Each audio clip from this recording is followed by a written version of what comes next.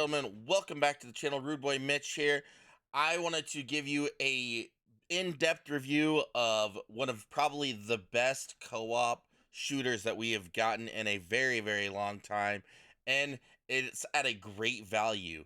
So I am talking about the game Helldivers 2. If you guys like what you see, please definitely don't forget to subscribe and smash that thumbs up as hard as you possibly can. Without further ado, let's dive into it. 9 years after the successor of Helldivers 2, which was a top down roguelike shooter, the company here behind Helldivers pretty much facelifted the entire thing, turning it to an over the shoulder action shooter co-op. Basically whatever you think this game could do, it definitely can do it. They drop you into the tutorial mission and they get you started right from the start.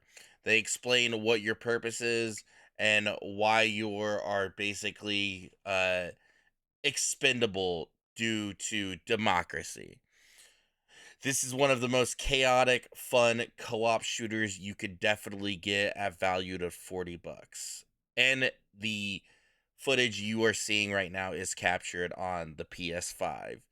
Now, this is crossplay between PS5 and PC, which is phenomenal. The only gripe I've ever heard about the PC is due to the mechanics here of calling in support items, reinforcements, or, anything you need in your arsenal to complete the task at hand.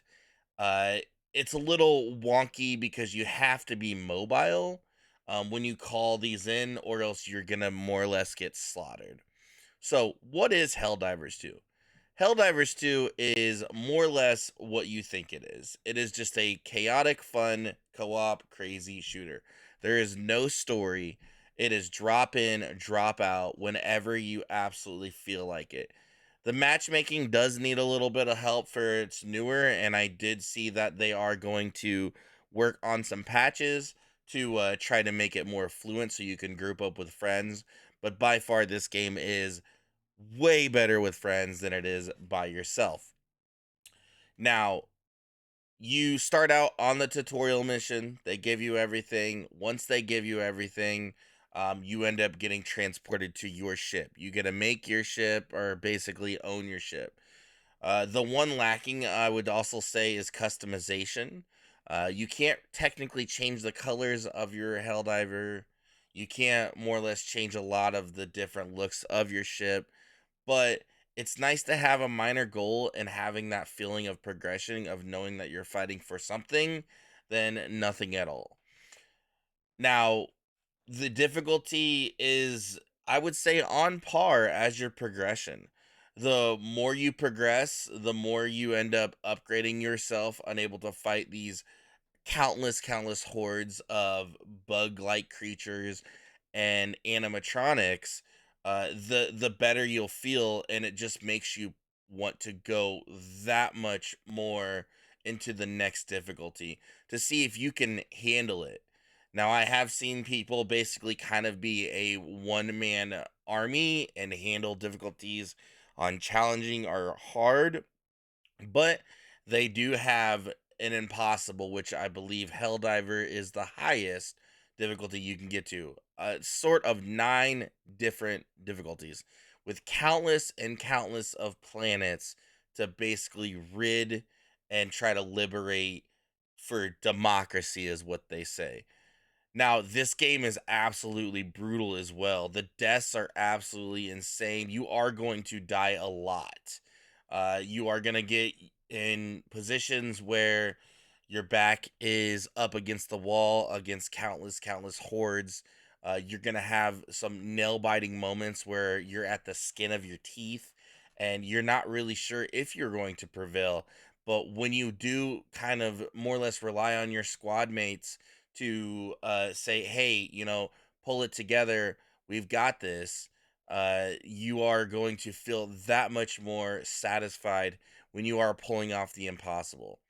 The maps are absolutely enormous, and there are countless planets, which is really kind of cool to keep it fresh, that they rotate them in terms of certain missions and things you have to do. Now, in terms of arsenal, you have grenades, you can call down airstrikes, you have Gatling guns, you can have support items, you can get shields, you can get a drone, you can get so many things, and it's nice to kind of mix and match. And it gives you that sensibility where you can have that communication with your team. It's like, okay, well, I'm going to bring this anti tank missile for the bigger guys. Why don't you bring the machine guns so you can clean out the miners? The feel of actually kind of relying on a teammate is absolutely really refreshing.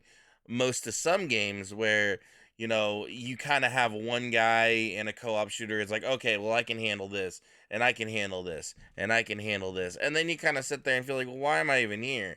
But this game really relies on team base and more or less, it just gives that sense of accomplishment the more and more you play, and the more and more you progress in terms of the harder difficulty.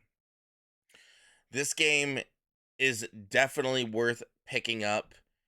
I'm telling you, for $40, it is probably one of the best bangs for your buck, and you can have countless, countless hours of just pure chaos and fun. The drive of progressing always makes it fresh, and it's very exciting to see what they're going to bring to this game in the future, because if the last game was 9 years and they still supported it as long as they did, they are definitely probably going to support this as much as possible. I'm telling you, if you want to just get a game to where you don't have to think as much and it's just countless, countless shooting with a good group of friends and buddies to progress, this right here is the game for you. I appreciate you all checking out this review. I would probably say that if I had to give this thing an overall score, I would easily give it an 8 out of 10. So, thank you all. Please don't forget to hit the subscribe button and smash that thumbs up button as hard as you possibly can. And keep diving, Helldivers. Don't worry, liberation